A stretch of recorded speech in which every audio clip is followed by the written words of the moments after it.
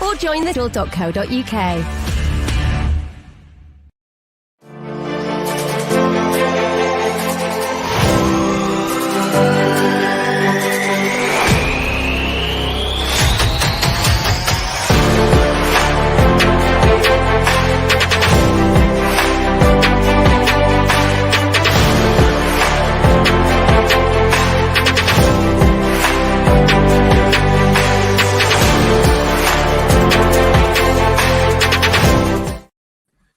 Hello, welcome back to the Masterclass Tactical Podcast. I'm Haider Rubbani, joined by Rob Blanchette. We've been away, Rob, haven't we, for over a month now, maybe a bit longer, and we've enjoyed the time off. We've detoxed, we've just unwound ourselves, but we are back today for a Jadon Sancho special. And Rob, he hasn't played any games for Manchester United. We've been waiting 2 years for this transfer to go through. We've been looking into Jadon Sancho. We've been talking about it all season, but it looks like it's finally going to happen now. So welcome back. How are you feeling about this potential signing, and how are you enjoying the time off from Manchester United? Cheers, Haider. Well, it's been needed. Obviously, we do a lot of work during the season around United, and the Euros have been on, so I've been working on that non-stop. So it hasn't really stopped for me in that context. But it's nearly time to start talking shop again. And our shop, of course, is Manchester United. And we're getting really close now to the Jadon Sancho deal. One of the reasons why we didn't kind of do this last season and really at the start maybe of the off season was that you got to just kind of wait. And I think we've got to a point now where all parties are satisfied. And Dortmund are certainly saying that the deal is pretty much imminent to go through. They're happy with it. Around 75 to 77 straight up with add-ons. It seems like a good deal to me. If you think last year we were talking 108 million was obviously the fee, and United rightfully didn't go anywhere near it. Now, of course, United fans want the deal to go through. They don't care how much a player costs. Neither do I really. I don't really care about that. However, the owners do and financial people do. So we're finally now getting maybe the first piece in the transfer puzzle for the summer, for a top player, someone that we all know about. But as I said to you off camera as well before, is that there's still quite a lot of United fans who don't know that much about Jadon Sancho. And the reason for that is they might watch the Champions League, but they don't watch the Bundesliga. So they're kind of taking an unknown quantity, maybe just on Twitter tweets, people talking about Sancho being a good player and trusting that. And I've had lots of kind of feedback from people saying they're not quite sure what Jadon Sancho is, who he is, what he does. How is he going to improve Manchester United? Why have United targeted him for such a long time? We're now finally getting there. We're going to see what he looks like in a red shirt. But tonight, we just want to talk about, the tactical impact, how Ole will use him, some of his statistics, which, of course, are outstanding. Statistically one of the best forwards in the world. And we want to kind of say how the blend will be when you look at Manchester United's major players like Paul Pogba and obviously Bruno Fernandes, and how Jadon Sancho is going to help those players help United become more successful. 100%. Guys, I'm loving the enthusiasm in the comments. It's great to be back. We have also missed you as well, myself and Rob. That's why we do it. We do this podcast because of the amazing support, the amazing engagement that we get from you. So make sure, guys, if you're on Twitter, give us a retweet, please. We want to get this out to as many people as possible. This isn't just going to be like a lot of podcasts you're seeing at the moment, just talking about transfers and all the tabloid stuff. We're going to go right into Jadon Sancho's numbers, his statistics, and what he's going to bring to Manchester United. So, Rob, before we start, I just want to say one thing about, you mentioned, about him in the Bundesliga. I think a big problem with a lot of, I'm going to say the English media, I know you're part of the English media, but there is a large quarter of the English media that definitely underrate foreign players or players that play in foreign leagues. I think Sancho is definitely one of them. And there's something that we're seeing in the Euros, because we haven't seen him for England. It's a really poor way to judge Jadon Sancho, in my opinion. I think it's actually a positive for Sancho. When you're looking at him and he's not playing at the moment, he's going to get some rest before he joins Manchester United. And we're going to assume that he's going to join Manchester United pretty imminently. He's going to have less hype around him because he's not going to be in the spotlight. Could it work to Manchester United's advantage, the fact that Jadon Sancho perhaps isn't in the limelight right now? He isn't so highly rated by large quarters of the British media. Well, I'm delighted he's not been playing for England. Why is that? Because he gets a rest. I'm always a bit like that, a bit selfish when it comes to United players. I want them to do well internationally, but if they don't play, then I'm quite happy for them to sit back and kick back and and enjoy the summer. I'm quite happy that Mason Greenwood is not there risking his health in the same way that, say, Marcus Rashford is, because Marcus is there as a senior player for England. So absolutely, there's no way that you can judge Jadon Sancho on the last few weeks or on Gareth Southgate's position on him. I think that he's been treated pretty badly in the England squad. I think when you look at maybe their forward line, you know, you look at someone like Jack Grealish, who was injured towards the end of last season, didn't play a lot of games, but has become the darling of the British media, without doubt. And everyone in the world wants Jack Grealish to play. And no one's really said much about Jadon Sancho, who statistically is probably the best right-sided forward in the world over the last 3 seasons. And yet no one wants to talk about him. I'm happy with that, because it's about bringing the right players to the football club rather than the hype. So there's a lot of hype behind Jadon anyway. There's no doubt about that. When he comes to United, it will all obviously bubble over. And it's about what you're getting for the price that you're paying. 77 million is a lot of money, and especially when there's still add-ons on that. However, when you think about what he could add to United's attack in terms of increasing the goal count, both by assists and by scoring, I said last season to you, what United needed to do to catch Man City was actually score more goals. And people kind of say, oh, but you've got forwards, you're quick, you've got pace, you've got Cavani, you've got goals, you've got Bruno Fernandes. But United don't really have a balance of goals. And I think that when you bring in someone on the right, like Sancho, who will also play on both sides, left and the right, it gives you more options. And Ole's talked about that quite a bit, about his options across the attack. And I think you'll see that very early on when he comes to the football club. There won't be a settling in period. He'll be expected to kind of hit the ground running. It won't be a case that he sits on the bench for 10 weeks and then kind of gets a chance. It's not going to be a Donny van der Beek. He's being brought to Manchester United to be a long-term success. And from day one, he'll be expected to perform. 100%, Rob. And I just want to talk about some of the reasons why I want Jadon Sancho to join Manchester United and why I'm so excited. We've spoken last season at length. You know, we were talking about Haaland, we were talking about Sancho. And for me, I always felt that United, as you mentioned, you know, that balance in attack is very important. United needs someone in that front line. When you look at the likes of Marcus Rashford, he's very, very much more, I wouldn't say he's a creator. He carries the ball well. He has an eye for goal. Mason Greenwood, again, isn't a natural creator. He's a finisher, and he's a very good finisher. I mean, one thing you might miss with Sancho on the right-hand side is that, without Mason on that right-hand side, you might miss the fact that, you know, there's maybe less of a goal threat because Mason's fantastic at cutting in and putting the ball into the corner. But reason why I really wanted Jadon Sancho is for many reasons. His decision-making is fantastic. For a player of his age, 20 years old, the way that he is able to make the right decision, the way he knows when to hold, when to give the ball is massive, especially in the final third, Rob. I think one of the biggest things we saw when Paul Pogba played on that left-hand side, we saw that United's retention in the final third got better. And when he played deep against Villarreal, we saw that United lacked that in the final third. You know, he picked the ball up in the pockets. I think Jadon Sancho will offer almost a Paul Pogba type of retention in the final third.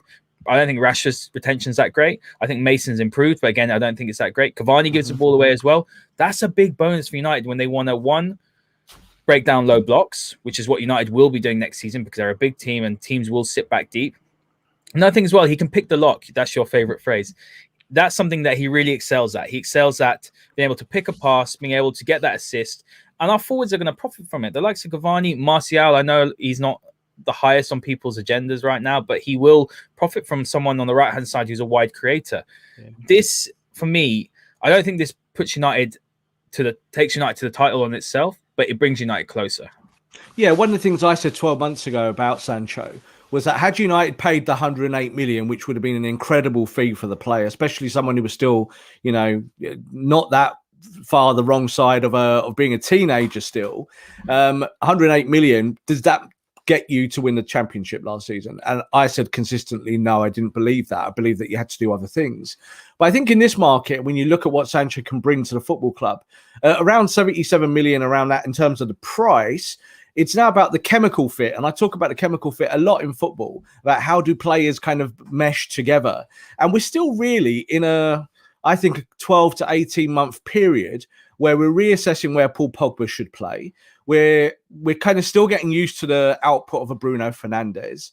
And we're talking about, the amount of games that Rashford has played and what United do in the striker position. We've seen now that Mason Greenwood is a year on into his development.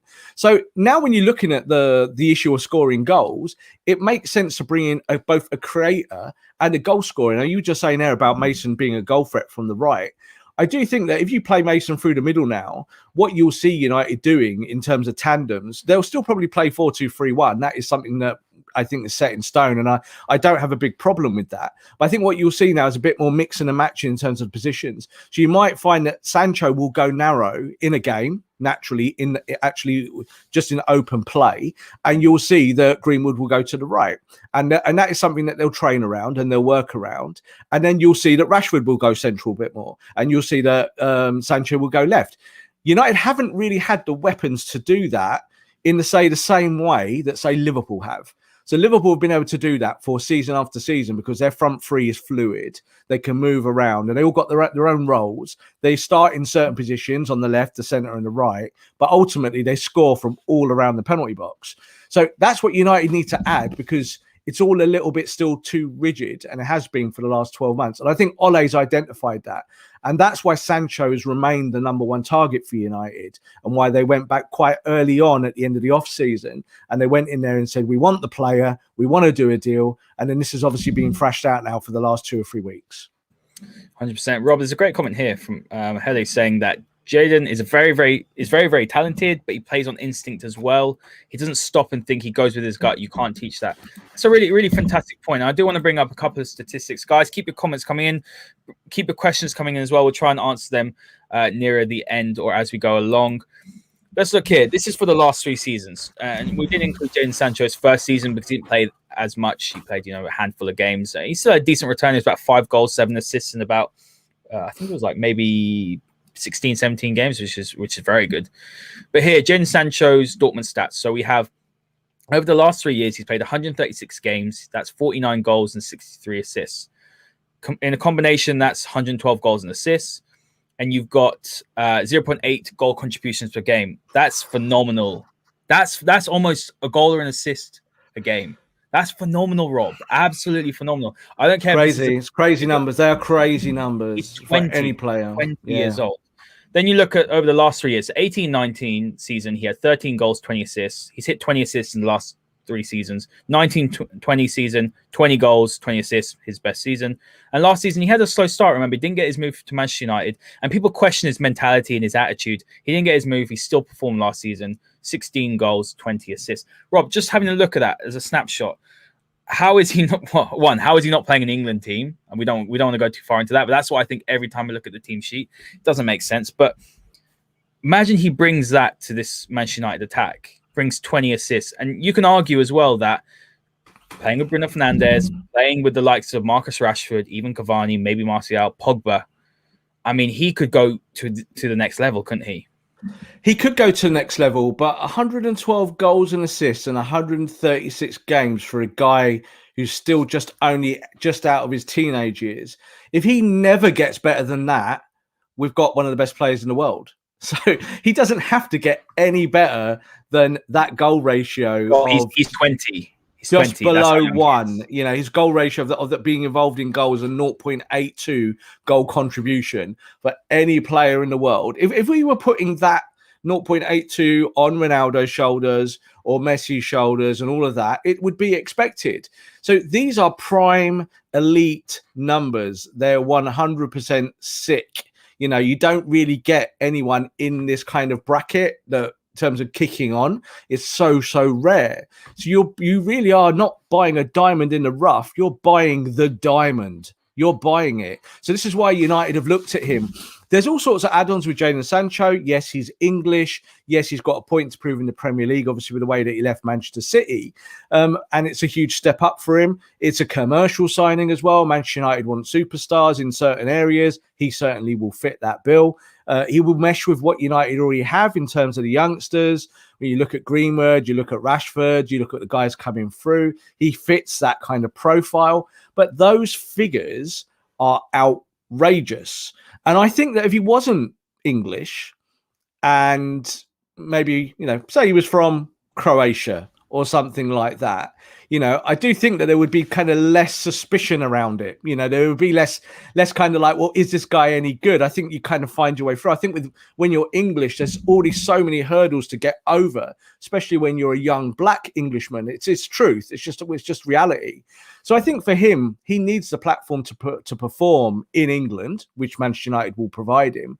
But if he can produce anything like that, Haider, like anything like almost a goal a game involvement, if he does that next year over 12 months, Manchester United win the Premier League. Yeah, they're thereabouts. Yeah. If you add an extra goal a game to your 36 games over a season, and you put an extra 36 goals on to what you scored last season when you came second, you win the Premier League. It's as simple as that. So this is simple maths. So someone like Sancho can give you that statistical edge, but then he can give other players edges as well. Like if Paul Pogba's playing closer to him and Pogba signs a new contract, and fingers crossed that's where we're going with We'll address that a little bit later, but yeah. We'll get there eventually. But it will also massively help Bruno Fernandes as a second man runner. Yeah. So you have a player who's going to attract attention in the way that we didn't have last season. I think we all know that the right side of Manchester United's attack for years, going all the way back to when Antonio Valencia was running down the right wing, United have been pretty poor in that area. Yes, Juan Mata's done well at times, but certainly hasn't been viable in the last couple of seasons. And we know that Mason's played, and I think Mason's done really well and developed well into an all-rounded forward on the right. But Jadon Sancho, if he gives you an extra goal a game next year, United are going to win trophies. And this is why United look at that statistically and think that he's the right man for the job. There's still lots of good players around Europe. And, we can talk about your Haalands and your Harry Kanes and all of this. And we're talking really big money for those two, when we talk about bringing them into your football club. But 77 million for a player that can get you an extra goal a game, it could turn into a ridiculous bargain. It's here for a decade. That's a bargain. We know that the Glazers are interested in players with add-on as well. So let's put it this way. So he's going to sign a 5-year contract. So this is what the deal is going to be. It's a 5-year contract with an additional year. And I think that will be club triggered, which normally is with Manchester United. So that will be a 6-year deal. United know that even in that whole kind of 6-year period, even if he signs a new contract or improved terms or whatever, is that they will probably have, if he's successful, one of the top 3 sellable assets in the world. So that's also another thing for them to get excited about. We don't care about sell-on values, but this guy has really got all of it. And I just hope that Ole can find the right tactics for him, because now United will have to tweak a few things. And so we'll talk about that with the other players in the squad. It's not huge tweaks, because really all you're doing is addressing the position, but it's now making sure that Sancho himself has support around on the right-hand side to be able to perform. And that as long as he handles the pressure, what can he actually bring to the team? And where does the team go with Jadon Sancho driving the bus? Yeah, spot on. Rob, I'm going to quickly, I do want to get your opinion, just quickly, a couple of minutes. It's a question here asking, not bothered why Sancho's not playing for, or being used by England, but why do you think that is? And I want to couple that with a good question here, which is saying, and I know we've mentioned, that there is perhaps a disrespect towards foreign leagues, but can you please debunk the theory that he plays in Germany and would you be able to cut it in the Premier League? People forget, Rob, he's English. He came through without Watford and he was at City. It's not like he's never played in the English game. There's a good comment here as well saying, that Sancho comes from cage football background. United haven't had that sort of player in a while. It's almost, street football, that absolute pure, the technical fundamentals, that pure ability on the ball that United haven't had since Ronaldo. Seriously, Nani, Ronaldo. Yeah. Pure. Technical fundamentals, Rob. Sometimes you can't teach that. There's when they've just got it, players have just got that ability on the ball, and I think Jadon Sancho's got that. I don't think Marcus Rashford's got that. If I'm honest with you, I think he's got to work a little bit harder. I think he's a very effective, direct player, but I don't think he's got that sort of X factor on the ball. But Jadon Sancho has that. So yeah, look, why do you think he's not playing for England? You cover England in the Euros, and why is there such a disrespect towards the fact that he's done it in the Bundesliga? Well, I described it last week and the week before as malpractice, and what I meant by that in terms of his selection was that, of course, we don't see what's going on in training, and the England manager has to choose things for how he feels his system works. And when we looked at, say, the first selection in the tournament, it was quite obvious that Southgate had a certain way of that he wanted to play. We didn't see Luke Shaw, obviously, in that first game. He played a right back at left back. He didn't, Sancho didn't even get a sniff. It wasn't going to happen for him. And we could see the kind of balance of the squad. So I think it's purely just personal choice of the coach. I don't really it's a reflection of Sancho. You could say that it's up to Sancho to force his way into the team. But I do think at this moment of time, there is a kind of leaning towards Jack Grealish to be the golden boy of English football than there is for Jadon Sancho. I think if we'd gone back 12 months ago, that might have been very different. So, as it stands today, it's more about the story of England and the narrative around it. With Phil Foden's stocks risen because Manchester City got to a Champions League final. But when you look at this as a Bundesliga thing, then we do have to debunk that, because many people will say to you, well, last season, the 2 German signings that came to Chelsea didn't do very well in the Premier League. And of course, they immediately stuffed all of that up the opinion by winning the Champions League. So you can say one thing about a player and are they suited? And I do think it's valid to say, will Sancho do well in the Premier League? He's never played in the Premier League. This is not a thing he's done before. But I do like the comment there about him stylistically being a street footballer. And that is exactly actually what Marcus Rashford is. Now, Marcus's strengths might be in terms of straight line, speed, and he's developed his game around that. Refined on the ball, Rob. Yeah, but go and watch Marcus Rashford in training and what he does with the ball at his feet. He's a street footballer. Yeah, he's not Dan James. So he ain't knock it and run. So that's kind of more. Marcus was kind of a winger at one stage, but he's not really a winger. He doesn't have that touch of a winger and a cross or any of that kind of thing. He's actually quite a technical footballer, and he needs to kind of play with other technical footballers, and that will make him better. So I think that is actually a bigger kind of question when you talk about Sancho, is about what he will bring to other players. United might start playing, God forbid, some one-touch football. If United start playing some one-touch football, we might actually see a football team emerge. So United have done good things in the last couple of years, and this is why I've kind of lauded Ole, because I think Ole is pushing it all in that direction. He knows that United do need more flair. They do need the function behind, but they need to be able to say to the forwards, go and win us football matches. It's more ball playing ability is what they need. It's more ball playing, and like I think you said, was it Hele said earlier on there about having players that can make that kind of instantaneous decision. That's something ingrained in them. United haven't had those players for a long time. We say about Ronaldo and Nani, but even in in the in-between years, United managers haven't set their teams up like that. Mourinho didn't, Van Gaal didn't, David Moyes had an 11-month holiday at the football club and then left. So you look at Ole, and I think Ole is trying to do that. He's trying to look at flair and function and make sure those two things work. Because when United were at their most successful, they had both. You can't just say that you go out and beat everyone 5-0. You've got to be able to defend. You've got to move the ball through midfield. That's why the double pivot is in place. That's why it works. That's why we've seen England playing with a kind of pivot style in the first game. It does work. That's why you do it. But then you can be fluid around that as well. And it certainly means that if you've got Jadon Sancho in front of your midfield and say Paul Pogba's coming off the left or in the centre, Pogba's going to love it. Pogba's going to absolutely love having a creative entity on him on that side, having Bruno make him run through the middle a little bit more because you'll be a bit more freer. There's just going to be more kind of join the dots football that looks more like street football. And modern football is about that now. It's about how you're moving the ball quickly, having transition football. It's not just all about counter-attack. It's about how you set the counter-attack up. And Jadon Sancho will do that. He will drop to the halfway line. He will get his head up and he will see someone on the left running like Rashford. He will see that pass. And we've not had that on the right-hand side. Mata can do it, but Mata doesn't do it. That's the point, because he's not really that quick and he doesn't really get into those positions. He becomes more of a midfield entity. Sancho can give you a little bit of everything. Yeah, very well said. Great questions, guys. Thanks. Keep them coming. And we want to hear your thoughts. We've touched on this before in the season review, but we'll touch on it again, Rob. And let's have a look at Sancho's rankings per 90. Crazy stuff. It's just crazy, isn't it? And guys, look, we got the statistics from FBref, probably the best site. If you want to go and have a look and see how a player ranks against another or the other top performers in their position, with these metrics, then go and check it out. It's fantastic. So look, let's have a look at some of the key ones. So passes attempted. Bearing in mind he's a wide forward, let's say. He's a 99th percentile, Rob. We'll have a look at Can't get much his better than that. progressive passes. Look, 97th percentile. Man United have had issues with progressive passing. You look at in the squad right now, Rob. I will say that Paul Pogba is a progressive passer.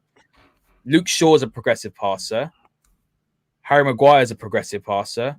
And you can argue Bruno is, but I think we'll talk about Bruno later. I've got a few things I want to say about Bruno and where I think he would be best at Manchester United. And you're seeing what he's doing with Portugal and where he's not really performing as much. And I think there's a way that we can fit him in at United. We'll talk about that later. We're looking at dribbles completed as well. Sorry, go on. That's where you carry on. So 97th percentile, which again is fantastic. And I want to draw on the two ones at the end here. So you've got the assists, which is 98th percentile. He is the best assist maker in the wide position in Europe. I don't care if he plays in the Bundesliga. Stats are stats. You can't deviate from that. And then shot creating actions. So we talk about almost that pre-assist, 97th percentile. Rob, absolutely mental. You see with a lot of young players, right? They have bags of ability, but where they're lacking is in that end product. It takes a little bit of time for them to develop that. Jadon has that at 20 years old. Yeah, it's frightening. It's really frightening. And again, if you watching Sancho's development through the Bundesliga and looking what he's done at Dortmund, the way that even when he's had maybe drier spells, he does have this involvement in the team. So he's not really a guy that either scores, assists, or does nothing. You could look at maybe someone like Anthony Martial being a bit like that, couldn't you? You can say that there's times where maybe he's not completely been involved in games, but he scored you a goal, so you're happy and all of that. But then times when he's gone missing or whatever, I don't think that Sancho is that kind of player. He's never really that way stylistically.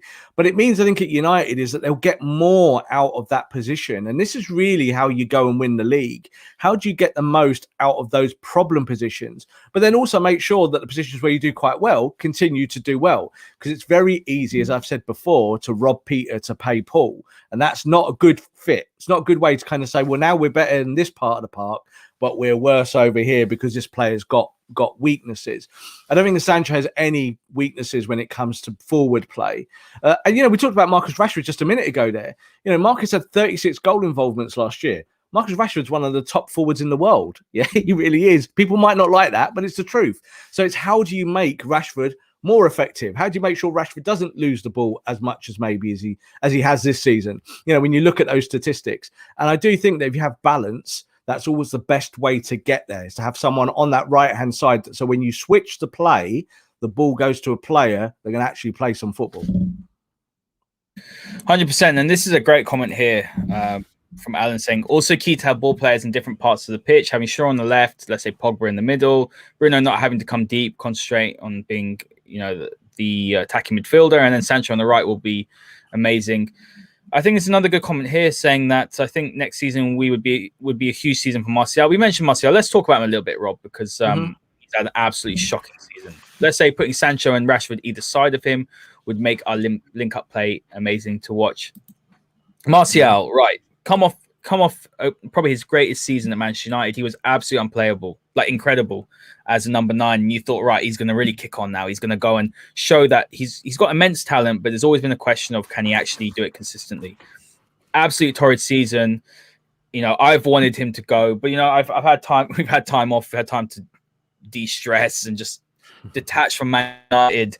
And I've come back to a different view here, and this is my view that Andy Martial can't play as badly as he did that season. He can't. It's not possible for a player that talented to do that.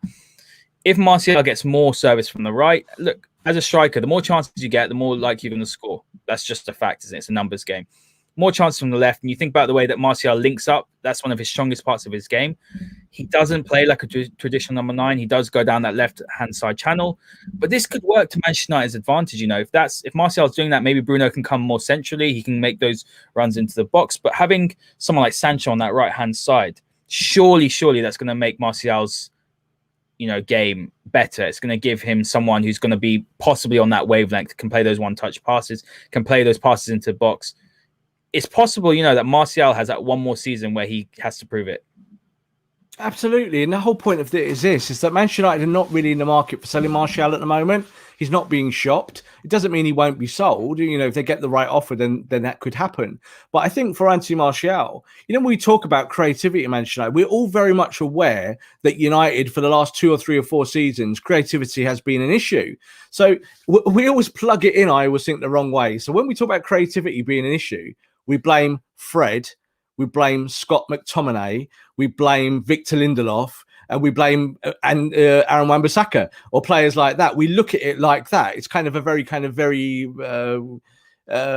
like Lego way of bricking things together. Oh, they're not the talented players. That's the issue. I think what the real issue is the talented players, the players that are supposed to be creative. It's up to them to go and create for you. So what United are adding now is an elite creative force on the right-hand side who's going to play very close to the striker. So if Anthony Martial does start as the number 9 next season or plays any game through the middle, he's suddenly got this guy next to him who can create goals for fun. So that's really, really important. And it might help Martial to actually be more focused on just running that central corridor, as I call it, right through the penalty spot to the goalkeeper. And you say to him, you run that corridor because this guy on the right, he doesn't need you going out to the left. He doesn't need you dropping out. He needs you making that run. He's going to find you. And that's what you obviously practice in training. So when you bring Sancho in, as soon as you do that and say it works, Martial will be thinking, I'm going to just hover around a penalty spot. I'll just be a goal hanger, stay on side, and I'll get goals. Whereas I think when you look at the last year or two, part of the issue for Martial is that he gets pushed out wide left. I've said to you before, when he started on the left-hand side of the attack, or he's gone that side, that he's completely ineffective. I know that's his main part of his game over the years.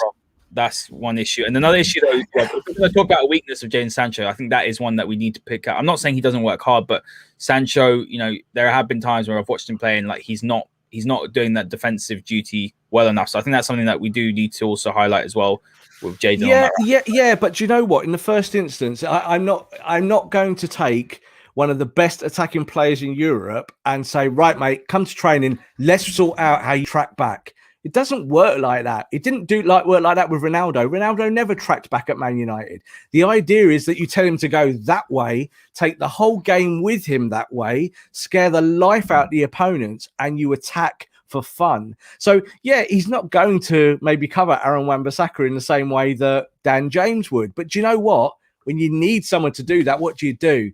You put Dan James there. So it's about balance. There's not going to be huge rotation with Sancho. He's going to play pretty much every game. He's either going to play on the left or the right. I do think that United may kind of switch to a system where it's still 4-2-3-1, but you might see United playing with 3 10s. So you might see that Sancho plays with Bruno inside him, with Pogba on the left. That might happen. And then you might see that someone like Greenwood or even Rashford or Martial, as we talked about, ends up being the striker in front, obviously, with Cavani coming in and out of the team. I'm not mentioning Cavani because long-term Cavani isn't here. Yeah. He's going to be here for another season, and that's great. But that's not really, Cavani will score a load of goals next year. Rob, you might see more from him next season if the fact we've seen with Cavani, we saw near the back end of the season, he was being overplayed, he got injured because he's old. You saw when he actually had a bit of rest, he comes up with those goals. He's clutch off the bench. That's the key for me. That's what he's at the club for. That's why we want him at the club. So he's there to come off the bench and score you goals in that last 20 minutes. That's how we should be setting up. When we're relying on him like 20 games in a row, he's going to get injured. He's not going to score for you. But of course, he will score tons more goals with someone like Sancho on the pitch. But I think United might go to that system where it is more one-touch football with, as I said, 3 number 10s behind a striker and have that balance. And that will be really exciting to watch because I don't think United need pace on the outside. I think you have to say to Wan-Bissaka and to Shaw to be your guys to give you width. I think they're happy doing that. We know that Wan-Bissaka still needs to develop that part of his game. But I also don't think we should be saying, well, do you know what, Jadon? Get back and go and help the fullback. Because we don't say that to Paul Pogba on the left-hand side when he's there. We don't say it to Bruno when Bruno's got the ball. These players are there to create for you. And if you're creating consistently, Haider, and you're doing it week after week after week, teams will just set up lower and lower and lower. The block gets lower and lower because they get scared.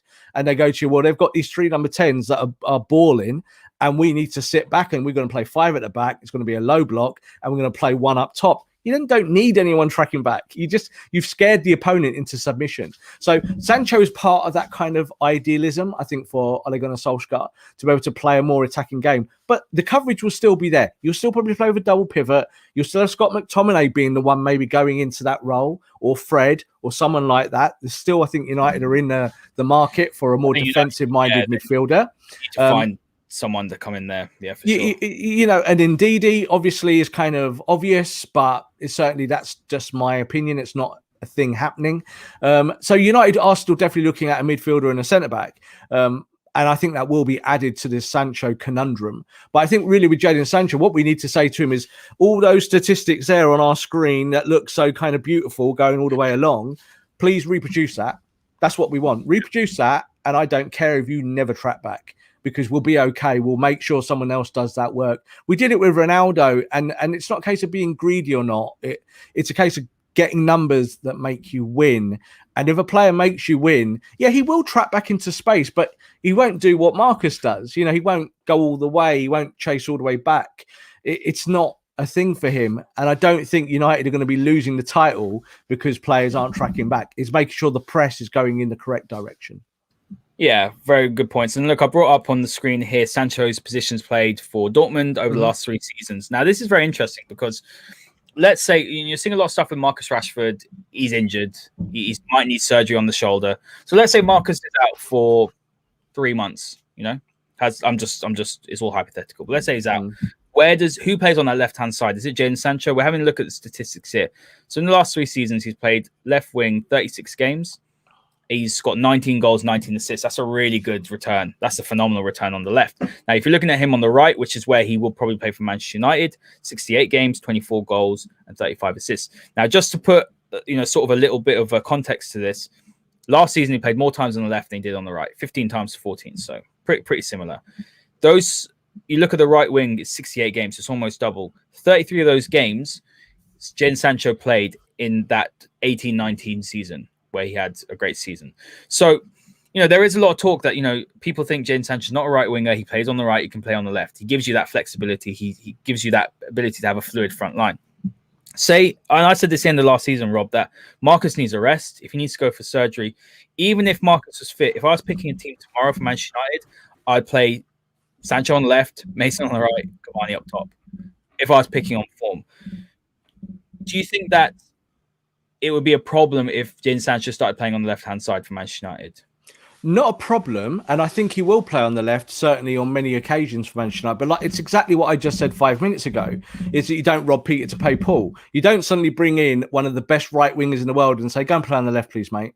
Now, Manchester United fashion, that might happen. That might actually happen. We've seen that before where players come in and they play out of position and we're all going, what's going on here? You said you'd start those players in those positions. The team I would start in that front three, and I think Ole will do this. I think this is also what Ole believes. It's going to be Rashford left, it's going to be Sancho right, and eventually it'll be Greenwood through the middle. Eventually, with Cavani dovetailing in and out, or it will be eventually Haaland through the middle. So that's where I think United will look at it philosophically of how they want it to work. I also think Dan James is going to play a hell of a lot more games next season. I think he's kicked on. I think he showed that he can give you an incredible counter-attack. He does all that defensive work. So he's kind of moved on. I know he's not a popular name, but he will get minutes. He'll come off the bench and he'll help. And I do also think that Amad Diallo, I think the way it stands at the moment is that Amad will probably go out on loan rather than being a backup off the bench. Why? Because he's 18. He needs games. It's no good him sitting on our bench and getting 5 minutes at Crystal Palace and then 5 minutes at Burnley and running clocks down. We need the boy to be developing. Where's he going to go, Rob? Because I'm not too sure, because I do think that there's enough games for him to go around. I think it'd be great to have him. But you mentioned earlier you don't think Sancho's going to get rotated on the right. You're probably correct there. Not as much as, say, Mason rotating with Cavani. So where could Amad go? And where would be good for him? Is Dortmund an option? Because you can imagine Dortmund for a couple of years where Amad Diallo would absolutely take his game and develop his game to the next level. And then he comes back and he's 20 years old and you've got a player on your hands. Well, Dortmund made an offer for Diallo when he was at Atalanta. So they like him. They would like him. It's fact. We know that they would want him. Would they want him in a kind of loan deal for 2 years? I don't know if that's something that would appeal to them. However, if it was a sweetener in this deal and United were like, look, because United obviously did send Januzaj there, and that was a complete disaster. But the clubs have got previous in terms of sending players there, going over to Germany. I would not be surprised if he signs a 1-year deal with a 1-year extension on top, as a loan scenario, because I think he would play. I think in the Bundesliga he'd get minutes. I think he'd improve, and it then would mean that in 2 years' time, when we're talking about 2 years on for Sancho, as I said, 2 years on for Rashford, 2 years on for obviously for Bruno as well, and maybe the makeup of the whole football club, that then you're bringing in this guy that might have played another 70 or 80 games. And 70, 80 games in the Bundesliga is 1,000 times better than coming off the bench. League as well, Rob. Exactly. So we all know that Amad is really, really talented and that he just needs time and he needs minutes. And it's how you facilitate those minutes. I'm not saying 100% sure that he'll get a Dortmund, but I do think that you could put him in any of the major leagues in Europe. You could send him back to Italy, you could send him to France or Spain or Germany, and you'd be confident that he would be good enough to get minutes at a really good club. Not necessarily a Champions League club, but certainly a team in the, say, top 10 of any division, the top half, and that he would play games. And that's all that matters, developing, playing minutes, being a first teamer somewhere, because that just means that your mindset evolves, you become more mature, you get to a point where you're expecting to play games. I think at the moment we don't want to keep him a boy. We don't want to keep him as our 18-year-old wonder kid on the bench who doesn't ever play. It didn't really work very well for Angel Gomez, did it? So you look at players who've got talent, and that talent can be squandered if you don't move them on out the club at the right time. Not saying he will definitely go, because there might be a case where United sell someone like a Martial, or decide that Greenwood's going to go through the middle for the whole season, so they need backup on the right, and then you might keep Amad. But I think at the moment, Amad will be probably leaving the club on a pretty big loan deal. Fantastic, Rob. And we're going to discuss just really briefly, a couple of minutes, what are United looking at? So the questions here are sort of, and then we'll talk about Paul Pogba and Bruno, and then we'll wrap up. So, where do we rank defensive midfielder or midfielder in our transfer priority? Do you think it's a centre back or right back? We discussed Trippier off air, didn't we? I do want to mention the right back situation quickly about Sancho, because I think it's important to discuss that. And the question here is saying, personally, I think it should be a case of the funds. Are they available? Fred, McTominay are given too much stick. Now, I want to quickly address the right back situation. I think one of the concerns for me, I think Wan-Bissaka will improve with like Sancho outside him, but I think where I saw Jadon Sancho play his best football was when he had Hakimi, playing on the outside of him. And I think that's my only concern. I think not concern with the signing, but concern with that combination is that how is Wan-Bissaka going to be for Jadon Sancho, not the other way around. I think Wan-Bissaka will benefit from Jadon Sancho, but I'm just questioning, will Jadon Sancho, will he struggle with someone like Wan-Bissaka who isn't the best going forward? And then I guess the other point is, with the defensive midfielder, where do I rank? For me, that's very high up, or some sort of midfielder. I love Paul Pogba, and ideally you'd like to see him a bit deeper at times, but actually play him further forward. Even for France, Rob, he's not sitting in the double pivot. He's not sitting. He's got the likes of Rabiot and N'Golo Kanté behind him, and Pogba is tearing up this tournament. He's one of the best performers at the moment. People don't want to see it. People want to say, "Oh, we don't do this." He does it. He's done it week in, week out this season for Manchester United. He's been one of their best players. Yeah. So the agendas need to stop. Watch Paul Pogba with your eyes, without bias, and you'll see that Paul Pogba does this every single week for Manchester United. Even when under Jose Mourinho, Rob Pogba was one of the highest performing players. People don't want to see it because he's not running around like Roy Keane. He's not going and putting in tackles like this. He dances. He's got blonde hair. It's all this rubbish. But for me, I think you got to get Paul Pogba further forward, and I'm now converted with that view. So I agree with you now. I know we went last season going on and on about it, but you're having to look at now. Where's the priority? I think Paul Pogba, if he signs a new deal, I think that's massive because it shows that the club is showing a bit of ambition as well. Rafael Varane is very close to Paul Pogba. It seems that United are making some headway there. So I think a centre-back will come in. Him or Pau Torres will do perfectly fine. But United have to get a defensive midfielder for me, or someone in midfield who can pass the ball better than Fred and McTominay. So Where does that rank for you? Because you're quite happy, or you like the functionality of McFred. You think it does a decent job. You'd like a player to come in, but I think for you, you would rather a centre back come in. I'd like a centre back, definitely. It's very hard to grade when you talk about midfield because it depends, again, philosophically, what you think a midfield does. So there is, again, I think this kind of perception that every team needs a defensive midfielder. Every team in the world needs someone that runs the game, a Roy Keane, someone like that. There's obviously players like Kante, but Kante is a defensive midfielder that's on the edge of the opposition box most of the time. So you kind of look at it and you kind of say, well, he's not really a defensive midfielder, is he? He just does the work. I'd rather have people that do the work. So in terms of United's 4-2-3-1, do I think that United's double pivot is why United didn't win the league last year? Well, 100% no. So this is how I look at things when I ask myself these questions. So I understand why Sancho be brought to the football club. That's kind of one tick. And you're talking about the right back position as well. How does this all kind of mold into each other?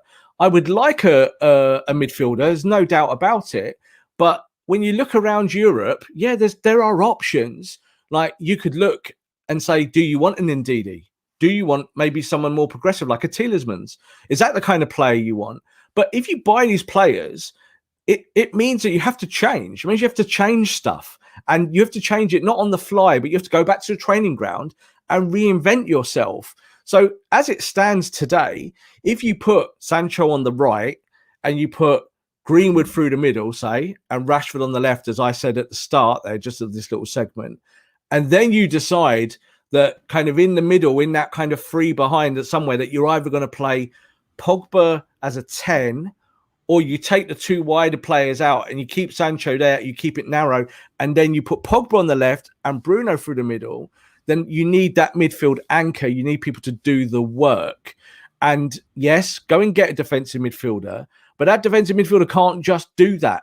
They can't just do that. They can't just sit and do what Matic has done for 15 years of his career, because no team really does it anymore. No one really plays with an out-and-out anchor in front of the defence. It does. There are players that do it. I'm not saying it doesn't work, but United have to change quite a lot of things. Do you understand what I'm saying? Yeah, if you brought in an Ndidi who just sat there, there's a misconception about an Ndidi on his pass rate. At Leicester, his pass rate is good because he passes the ball 5 yards. That's it. He didn't do anything progressive. Yeah, he's there to kick people. He's there to do the Makaleli role. That's what he's there for. Yeah, and he does it well, and that's why he's there. But there's also a reason why he's not top of everyone's shopping list, because he is good at what he does. But does he take you on to the next step?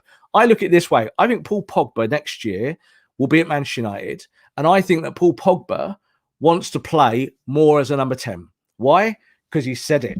He said it last week, and he said it the week before. He said, I want to score more goals. This is out of his mouth. I want to score more goals. I want to play at the top end of the pitch. I want to attack. I want to influence. I want to play the game that I was born to play. So really that's up to Ole now, is that does Ole want Paul Pogba to play that role? Because he's already got Bruno Fernandes. And this is why I do think that Ole, being an attacker himself by trade, might quite like it. I think he quite likes what Pogba did on the left last year. Like you just said about Marcus, I think Marcus had incredible injuries over the last 2 seasons. He does need a rest. He might need an operation. It's not a major operation. I don't think he's going to be out for weeks and weeks and weeks, but he needs a fix, really, when it comes to his shoulder. He's had rib injuries as well, and knee injuries and ankle injuries and foot injuries, have everything. So you want to be able to maybe rotate him in and out a little bit more. But then it's kind of what do you do with Paul Pogba? Because I don't believe that Paul Pogba is a number 6. So Paul Pogba doesn't believe that. I don't believe that. And I don't really think Ole does. I know lots of people do, because they think that the pivot needs a ball player, but it doesn't. It needs work. It needs hard work. And that's why McTominay and Fred play all the time.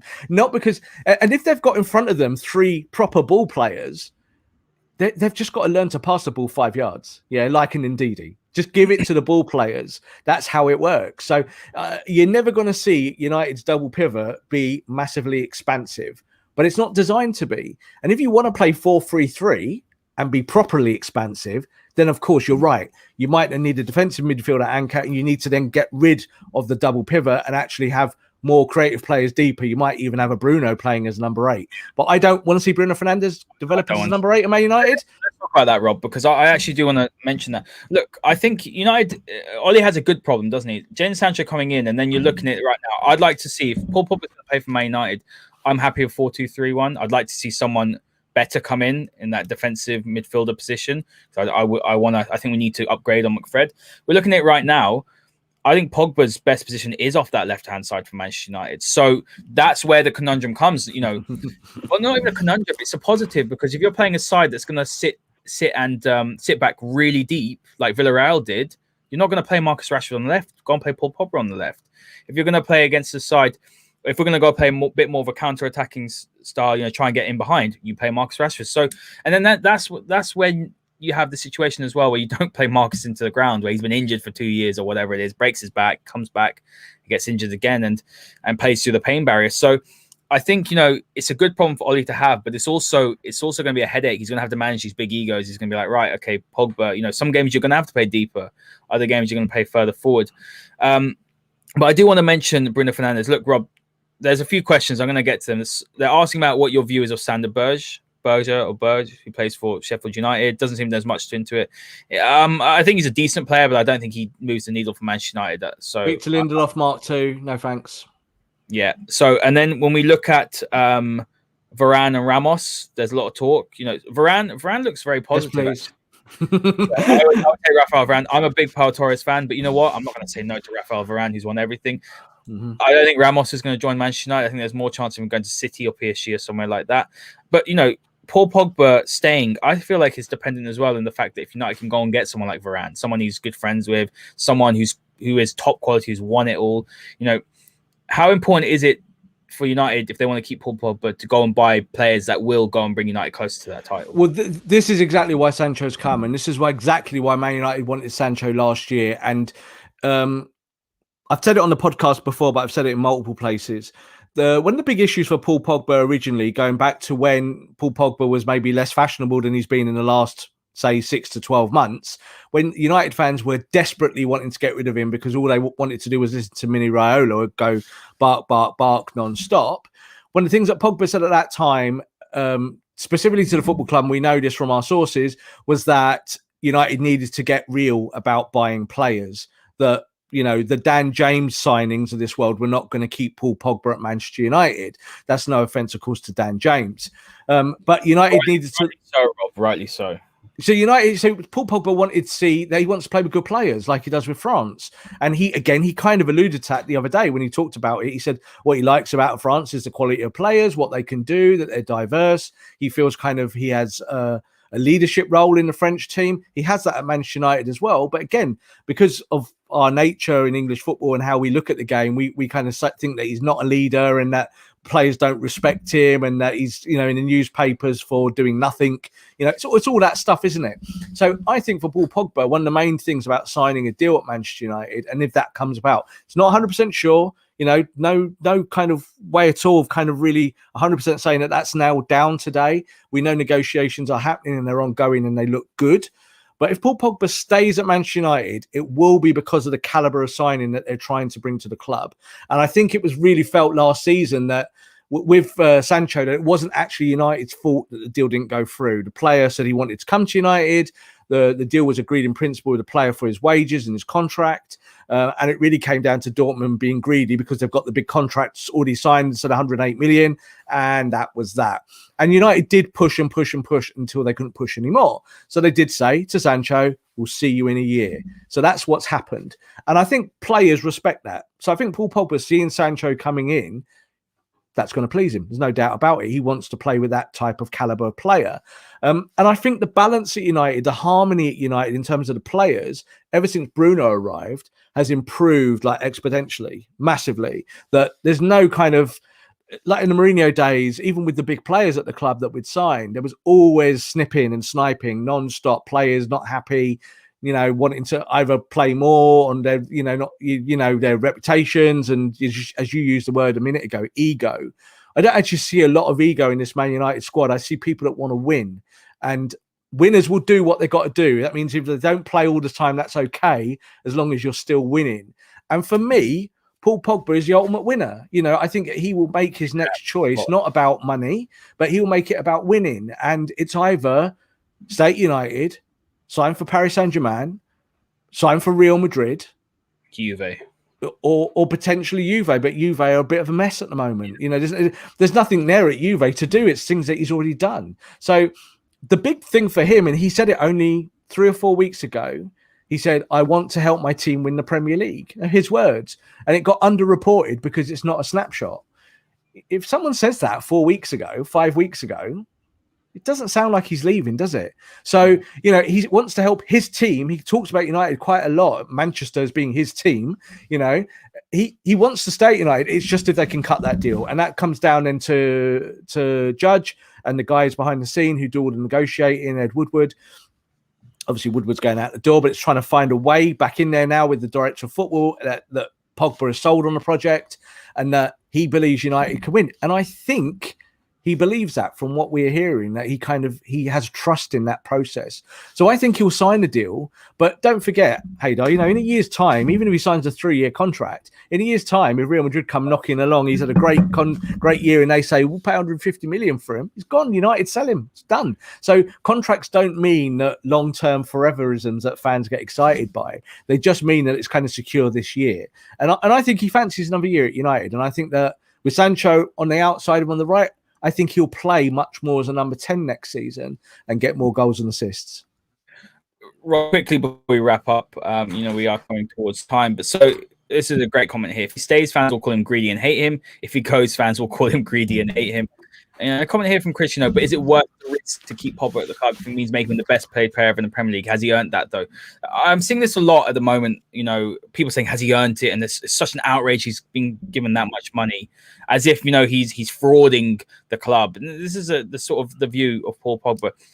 You know, why is it that even after the season he's had and impact he's had, and we saw very clearly as well, Bruno Fernandes's performance dropped when Paul Pogba didn't play, and we've seen that amount of times he's bailed United out. So you know, there's tangible evidence to show that Paul Pogba has. If there are fans that had concerns that he didn't step up in the first 2-3 years, he did. But if fans do have concerns about that, there's tangible a year's worth of evidence to show he has. That he's happy, that he's working hard for Ole Gunnar Solskjaer. What's the problem then? Why is there such an antagonizing and almost venomous sort of view of Paul Pogba? You know, he's a money grabber. He's just, why do people care how much he's earning? It's not their money. The club are going to give him a contract. They'll give him a contract. Just try and explain that a little bit, because it's something that puzzles me as well. I don't understand why Paul Pogba riles so many people up the wrong way. It's only for United's benefit if he stays, because he's a world-class footballer. I think along with Luis Suarez, Paul Pogba is the most hated player I've ever seen come to this country, and even from his own fans at times. Why? There's no doubt that stylistically Paul Pogba can great.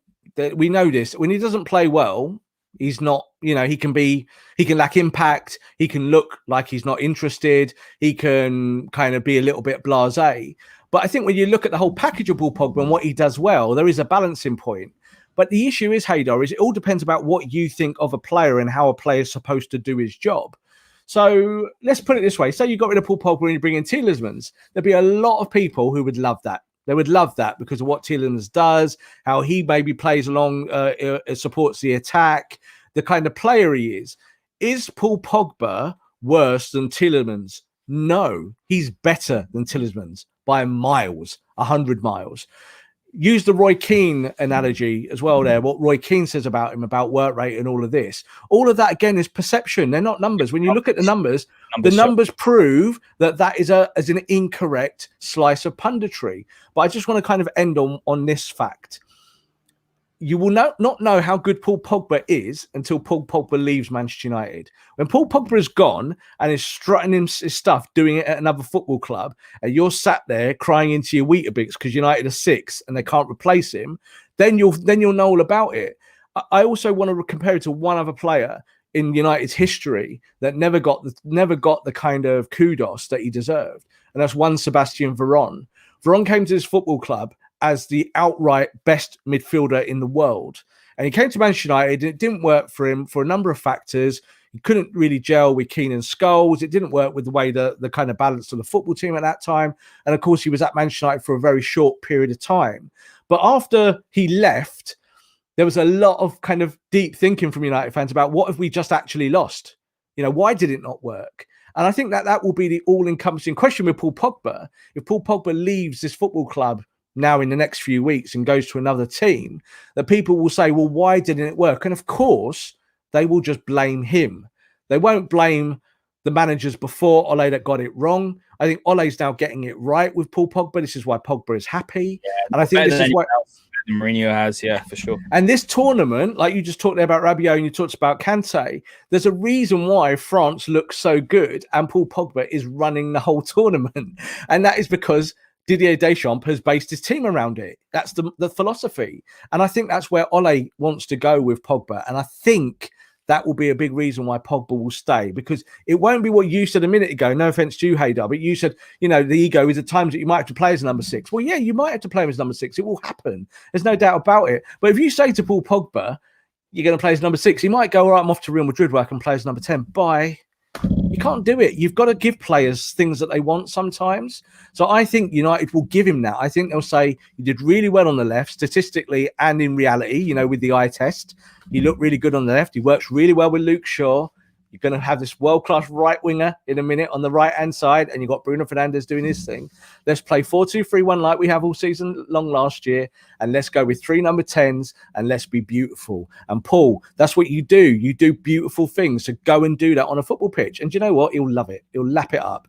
And you'll have to pay him a big wage, because Paul Pogba brings in so much commerce to Manchester United. Yeah, he sells everything. You can put his name on absolutely any product and it sells because it's Paul Pogba. He's one of the biggest players in the world. And that's also why he's hated, but that's also why he's valuable. So I want to see Paul Pogba perform on the pitch for Manchester United. I think he did that last season. I want to see more. Give him the contract that he deserves. That's what I said today. And that contract might mean that he's the biggest earner at Manchester United, say along with Bruno Fernandes. Bruno will be doing the same thing in a year's time. If he's produced those statistics he did last year, Bruno will be saying, I want the same wage, and they'll deserve it. But I think Pogba does. I think Pogba does deserve it as a complete entity, as a footballer, of what he brings to Manchester United and how he can be I think the missing piece next year with Sancho. I think those two together make you incalculably stronger. Well, you just have to look at the way Mbappe and Pogba played together. It could be very similar.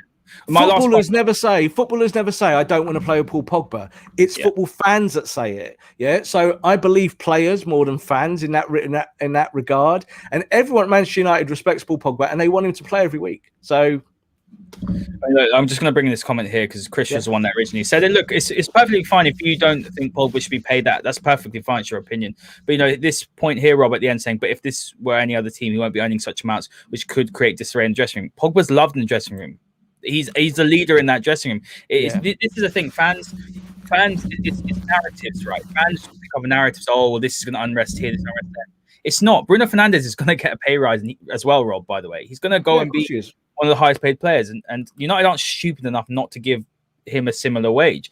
I just think fans should, it's not like we're giving Phil Jones 150k a week. It's not like we're doing this. I think fans just, when it comes to things like wages, these are things we shouldn't really worry about, in my opinion, because it's the club at the end of the day. It's the club's money. But what I will say, Rob, my last point before we wrap up is that I think there's, and I've realized this probably over the Euros, is that in the UK, we're both British, from here, what's valued here is someone busting a gut, getting back and making that slide tackle, like Wayne Rooney used to do. You think about the likes of, look, Roy Keane was an incredibly technically gifted footballer. I'm going to bring up Roy Keane because he was also the player that charged around and, worked incredibly hard. And United could do with someone as good as Roy Keane. But for years, Michael Carrick wasn't appreciated. Carrick was almost that Roy Keane replacement. Do you remember for years? I mean, look, I was still young at the time, but I remember how unappreciated Carrick was because he didn't charge around, but he was a very, very clever footballer. I remember as well, Tevez and Berbatov. People loved Tevez because he charged around. Berbatov was a bit more, cool. He'd have a little smoke of the cigarette, whatever, that sort of thing. Yeah. I remember how much when Tevez left and went to City, how the fans wanted Tevez to sign. Remember Fergie signed him up? We used to chant with Tevez. Mm-hmm. And this is the thing. In this country, they value players that bust a gut and they work really hard. And a player that supposedly doesn't, has a bit more of a relaxed style, they're not welcomed as much as players that run around. And I think that's the issue with Paul Pogba. And I think that's the British thing. That's the thing. Yeah, it's perception to work hard, sort of thing. There's all sorts of layers to it. There's all sorts of layers to it and reasons why that we could go into and do another hour on, but we won't.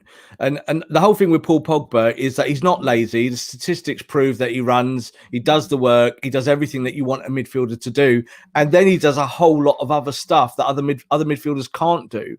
So I get that during the frustration periods, like again at United towards the end of the season, like we were doing our masterclasses, and United ended the season without a trophy. They get to a European final and they blow it and make a mess.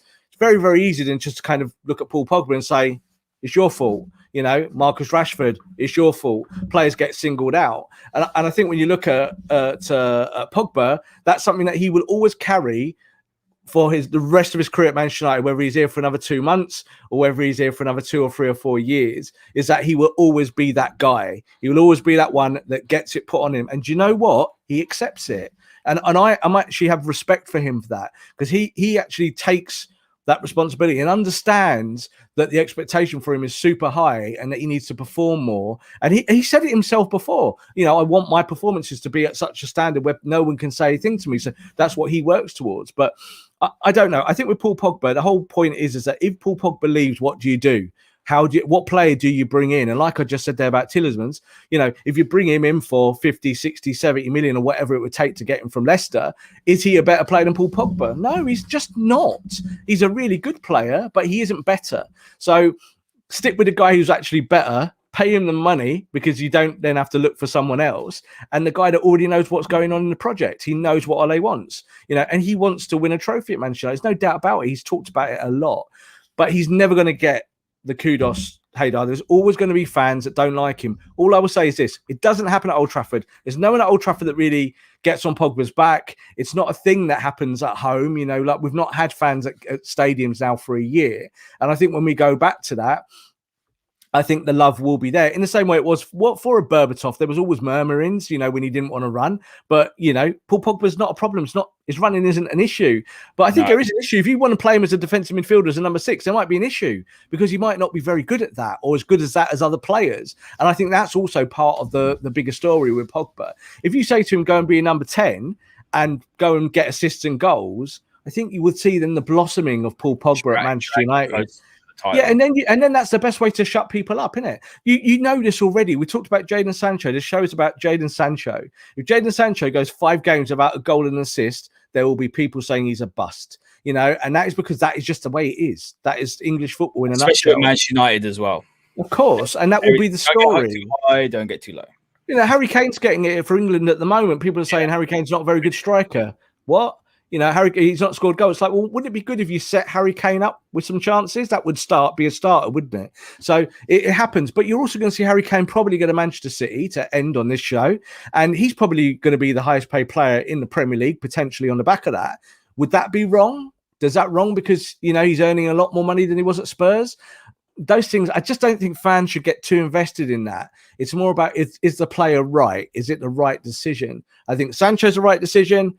I think Pogba would be the right decision to hold on to him. And then, of course, we do need to go and get a centre-back and maybe potentially another midfielder. I think that midfielder for me is the last option. I would rather go and get a Varane, which is a potential one at the moment. Looks like that might happen. And we're getting closer to that. And we might hear some more about that in the next week or two. Yeah, and guys, sorry, we don't have time to talk about Bruno, but in the next show, we will definitely talk about Bruno Fernandes, and we'll do that then. Look, if guys, if you tweet us what you'd want to know as well. Yeah. If you want us to do shows on certain players or certain systems and all that, or questions that you have, feel free to tweet us. That's the best way to obviously get in contact with ourselves on the show. And then me and Haider can discuss it and maybe do something along those lines. Yeah. We're not going to do like pure tabloid, talk about this rumor, that rumor, because it's just nonsense. So, look, guys, thank you very much for joining us. It's great to be back. Don't expect this every single week. Myself and Rob have still got our feet up. We're enjoying some of the time off. Thank you so much for all your feet up. I haven't. I've been trying to make a move to Dublin in 2 weeks, so I've definitely not got my feet up. But Rob, to be fair, Rob's been working and on the Euros. Guys, look. Drop us a like and subscribe, retweet this, get this out to as many people as possible. Tweet myself and Rob if you want us to talk about certain topics, and if we definitely see the value in that, we will do that. Have a lovely evening. Enjoy the rest of Euros, and we'll see you next time. This podcast is part of the Sports Social Podcast Network.